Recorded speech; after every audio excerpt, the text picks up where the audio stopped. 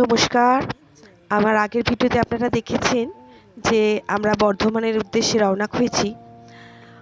তো বর্ধমানে এসেছি যখন এই ১০৮ শিব মন্দির তো দেখবই। আর এই যে চলে এসেছি ১০৮ শিব মন্দির দেখতে। এই পুকুরটা পুরো ঘিরে ১০৮ শিব মন্দির রয়েছে। সত্যি এত সুন্দর জায়গা, এত শান্ত নির্জন পরিবেশ, ভীষণ ভালো লাগছে। আর প্রতিটা শিবলিঙ্গ আলাদা আলাদা নাম আছে। ১০৮টা শিবলিঙ্গ এখানে প্রতিষ্ঠিত। আর খুব সুন্দর, ভীষণ শান্ত পরিবেশ।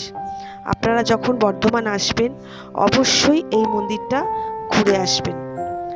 আর এরপর আমরা এখান থেকে বেরিয়ে যাব মা কঙ্কালীতলা। কঙ্কালীতলা এখান থেকে খুব বেশি দূর নয়। যদি আপনারা টানা গাড়ি বা অটো বা টোটো, তো এখানে সব টোটোই চলে, টোটোয় করে যান, কিছুক্ষণ লাগবে, ১৫ মিনিটে ২০ মিনিট লাগবে।